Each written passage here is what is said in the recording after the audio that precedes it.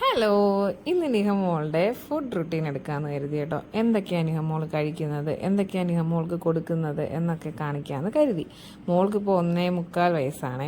അപ്പോൾ അതിന് ഈ ഒരു ഏജിൽ എന്തൊക്കെ ഫുഡാണ് ഞാൻ കൊടുക്കുന്നത് എന്ന് കാണിക്കാമെന്ന് കരുതി. അപ്പോൾ രാവിലെ 7 മണിയായപ്പോൾ ആളെ എഴുന്നേറ്റ് ഫ്രഷായിട്ട് നിൽക്കുവാണ്. അപ്പോൾ രാവിലെ ബ്രസ്റ്റ് ഫീഡ് കൊടുക്കും. വേറെ പാലൊന്നും കൊടുക്കില്ല, ഫോർമുലയോ കവർ പാലോ വേറെ ഒന്നും കൊടുക്കാറില്ല. ബ്രസ്റ്റ് ഫീഡ് കഴിഞ്ഞൊരു ഹാഫ് ആൻ അവർ കഴിഞ്ഞാൽ നമ്മുടെ ബ്രേക്ക്ഫാസ്റ്റ്. ഇന്നത്തെ ബ്രേക്ക്ഫാസ്റ്റ് ദോശയും സാമ്പാറും. ദോശ മാവിൽ ഇച്ചിരി ധാന്യപ്പൊടിയും കൂടി ഇട്ടിട്ടുണ്ടേ, എന്നിട്ടാണ് ദോശ ചൂടുന്നത്. അല്ലാണ്ട് കുറുക്ക് കുടിക്കാത്തത് കൊണ്ട് ഇതിൻ്റെ കൂടെ മിക്സ് ചെയ്ത് കൊടുക്കും. പിന്നെ സാമ്പാറിൽ എരിവില്ലാത്ത സാമ്പാറാട്ടോ. ബാക്കി കായം കാര്യങ്ങളെല്ലാം ഇടും, പക്ഷേ എരിവ് ഇട്ടിട്ടില്ല. അപ്പോൾ ആദ്യം ഒരു റിജക്ഷനൊക്കെ കഴിഞ്ഞേ കഴിക്കത്തുള്ളൂ. ആദ്യം ഒരു വായൊക്കെ തുപ്പി കളയും, പിന്നെ മൂടൊക്കെ അനുസരിച്ചാണ് കഴിക്കാറ്. പിന്നെ ഫുഡ് കഴിച്ചൊരു 1 and 2 hour കഴിയുമ്പോഴത്തേക്കും ഞാൻ കുളിപ്പിച്ച് റെഡിയാക്കി നിർത്തും കേട്ടോ. കുളിപ്പിച്ച് റെഡിയാക്കി നിർത്തി ഒരുങ്ങാനൊക്കെ ഭയങ്കര ഇഷ്ടമാണ്. പൊട്ടൊക്കെ തൊട്ട് സുന്ദരിയായി കഴിയുമ്പോഴത്തേക്കും പിന്നെ ഞാൻ മുട്ട പുഴുങ്ങാനിട്ടിട്ടുണ്ടായിരുന്നു. അപ്പോൾ ഒരു 10-10:30 ആകുമ്പോഴത്തേക്കും മുട്ട ഞാൻ ബൗളിൽ ഇതുപോലെ കട്ട് ചെയ്തിട്ട് കൊടുക്കും. മുട്ടയുടെ വൈറ്റ് കഴിക്കാനാണ് ആൾക്ക് കൂടുതൽ ഇഷ്ടം. എഗ്ഗ് യോക്ക് അങ്ങനെ പെട്ടെന്ന് കഴിക്കത്തില്ല. പിന്നെ എന്തെങ്കിലും മിക്സ് ചെയ്ത് കൊടുത്തു കഴിഞ്ഞാൽ അറിയത്തില്ല കേട്ടോ, ചോറിൻ്റെ കൂടെ അങ്ങനെ. അപ്പം ഞാനത് മാറ്റി വെച്ചിട്ട് വേറെ എന്തെങ്കിലും കൂടെ മിക്സ് ചെയ്ത് കൊടുക്കും. അപ്പം അതവിടെ ഇരുന്ന് കഴിക്കുമ്പോഴത്തേക്കും ഞാൻ ജ്യൂസും കൂടെ റെഡിയാക്കി ഒക്കെ അവളുടെ ബോട്ടിലാക്കി കൊടുക്കും. അപ്പോൾ അവിടെ ഇരുന്ന് പതിയെ പതിയെ കുടിച്ചോളും. പെട്ടെന്നൊന്നും കുടിക്കത്തില്ല. 10 മണിക്ക് കൊടുത്തു കഴിഞ്ഞാൽ ചിലപ്പോൾ അത് കുടിച്ച് കഴിയുമ്പോൾ 12 മണിയൊക്കെ ആവും. അപ്പോൾ എന്നിവയെ അത് കൊടുത്തിട്ട് ഞാൻ ലഞ്ച് പ്രിപ്പയർ ചെയ്യാൻ തുടങ്ങി. അപ്പോൾ ഇന്ന് ഫ്രൈഡ് റൈസ് ഉണ്ടാക്കാമെന്ന് കരുതി. നൈനൂനും നിഹയ്ക്കും ഫ്രൈഡ് റൈസ് ഉണ്ടാക്കാമെന്ന് കരുതി. നൈനു സ്കൂളിൽ നിന്ന് വന്ന് കഴിയുമ്പോൾ കഴിക്കാമല്ലോ. അങ്ങനെ വേണമെങ്കിൽ വെജിറ്റബിളൊക്കെ കട്ട് ചെയ്ത് വെച്ചു, ഗാർലിക്കൊക്കെ സ്ലൈസ് ചെയ്ത് വെച്ചു. ഒരു 3/4 കപ്പ് അരിയാണ് കേട്ടോ എടുത്തേക്കുന്നത്. 2 പേർക്ക് മാത്രം മതി, ഞങ്ങൾക്ക് ചോറിരിപ്പുണ്ട്, അതുകൊണ്ട് അവർക്ക് 2 പേർക്ക് മാത്രമേ എടുത്തിട്ടുള്ളൂ. അപ്പോൾ 3/4 ഗ്ലാസ് അരിയാണ് എടുത്തത്. അത് ബോയിൽ ചെയ്യാൻ വെക്കുന്നു. കുക്ക് ചെയ്യാനായിട്ട് കുറച്ച് വെള്ളം തിളച്ച് വരുമ്പോൾ ഉപ്പും പിന്നെ ഇച്ചിരി സൺഫ്ലവർ ഓയിലും ഒഴിച്ച് അരി വേകാൻ അവിടെ വെച്ചു. ശേഷം ഇതിന് നമുക്ക് എന്താ പറയുക, ഫ്രൈഡ് റൈസിന് ആവശ്യമായ 3 മുട്ടയായിട്ടോ എടുത്തത്. 3 മുട്ട നന്നായിട്ട് ഇതുപോലെ ഉപ്പിട്ട് ബീറ്റ് ചെയ്തതിന് ശേഷം പാനിൽ സൺഫ്ലവർ ഓയിൽ ഒഴിച്ച് ഇതുപോലെ ചിക്കിയെടുത്തു. ഇതിൽ വേണമെങ്കിൽ നമുക്ക് പെപ്പർ പൗഡർ ഇടാം, പക്ഷെ ഞാൻ ഇട്ടില്ല. മോൾക്ക് എരിവ് പറ്റാത്തതുകൊണ്ട് ഇട്ടില്ല. അല്ല, ഞാൻ ഫ്രൈഡ് റൈസിൽ ലാസ്റ്റ് ഇടുന്നുണ്ട്, അതുകൊണ്ടാണ് ഇടാത്തത്. അത് കഴിഞ്ഞ് നമ്മുടെ റൈസ് കുക്കായി കഴിഞ്ഞു. അത് ഞാൻ സ്ട്രെയിൻ ചെയ്ത് മാറ്റി വെച്ചു. ബാക്കി സംഭവങ്ങളൊക്കെ വെച്ചു. ഇനി ഇപ്പോൾ ഉണ്ടാക്കാൻ തുടങ്ങും കേട്ടോ. അതിൽ പാനിൽ നമ്മൾ സൺഫ്ലവർ ഓയിൽ ഒഴിച്ചതിന് ശേഷം ഗാർലിക് ആദ്യം സോട്ട് ചെയ്തെടുത്തു. അതിനുശേഷം നമ്മുടെ വെജിറ്റബിൾസ് എല്ലാം ഒരുമിച്ചിട്ട് കൊടുത്തു. ഇതെല്ലാം ഹൈ ഫ്ലെയിമിലാണ് ചെയ്യുന്നത്.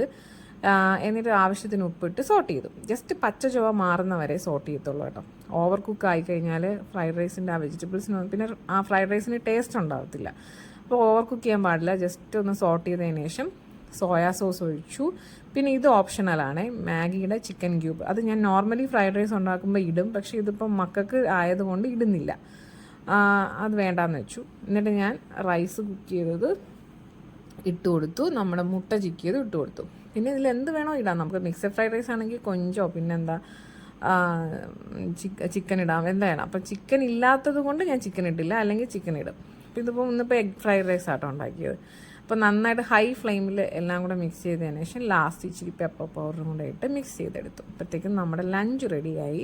ആ സമയം മോൾക്ക് ഞാൻ ഇച്ചിരി പ്ലേറ്റിൽ സൺഫ്ലവർ സീഡും കൊടുത്തിട്ടുണ്ട്. അപ്പോൾ ഓറഞ്ച് ജ്യൂസ് ഇതുവരെ തീർന്നിട്ടില്ല, ആൾ കുടിച്ചോണ്ടിരിക്കുന്നേ ഉള്ളൂ. സൺഫ്ലവർ സീഡ് ഇട്ടിട്ട് കഴിച്ചുകൊണ്ടിരുന്നപ്പോഴത്തേക്ക് ഉറക്കം വന്നു. പിന്നെ ഞാൻ കൊണ്ടൊരു 12 വരെയപ്പോൾ ഉറക്കി. പിന്നെ എഴുന്നേറ്റിട്ടാണ് ലഞ്ച് കഴിച്ചത്. അപ്പോൾ 2 മണിയൊക്കെ ആയപ്പോൾ എഴുന്നേറ്റു.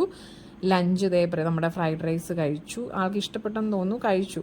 പിന്നെ ഇനി ഈവനിങ്ങിലാട്ടോ. ഈവനിങ്ങിൽ ഒരു 5 o'clock ഒക്കെ ആകുമ്പോൾ 5-5:30 ആകുമ്പോൾ ഇതുപോലെ 2-3 നട്ട്സും പിന്നെ എന്ത് ഫ്രൂട്ടാണോ ഉള്ളത്.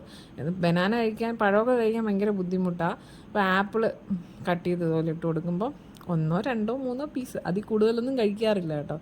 ബാക്കി ഞാനോ അമ്മയോ ആരെങ്കിലും കഴിക്കണം. അപ്പോൾ അതും ഇട്ട് കൊടുത്തു. അപ്പോൾ നട്ട്സ് കഴിച്ചു. ആപ്പിൾ ഒരു 1-2 പീസും കണ്ടേ കഴിച്ചിട്ടുള്ളൂ. അപ്പോൾ ആ സമയം കൊണ്ട് ഞാൻ ഡിന്നർ റെഡിയാക്കാമെന്ന് കരുതി. മോക്കുള്ള ഒരു പിടി അരി, ഇതിപ്പോൾ കണ്ടാൽ തോന്നുന്നു ഒരുപാടുണ്ടെന്ന് തോന്നുന്നു അല്ലേ, പക്ഷെ ഒരു കുഞ്ഞു പിടി അരിയാട്ടോ. പിന്നെ അതിൽ ഒരു പിടിയും ഇച്ചിരി കൂടെ പയർ, അരിയിൽ കൂടുതൽ പയറാട്ടോ ഇടുന്നത്.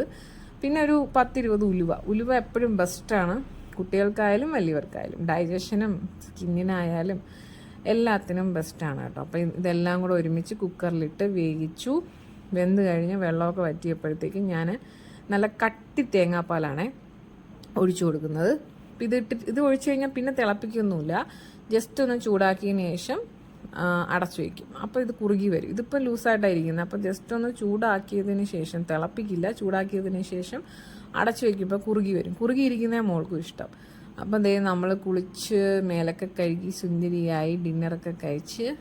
അപ്പോൾ ഇന്നത്തെ ഫുഡ് റുട്ടീൻ ഇത്രയേ ഉള്ളൂ കേട്ടോ. അപ്പോൾ ഇന്നത്തെ വിശേഷം ഇത്രയേ ഉള്ളൂ. Tata, bye, see U.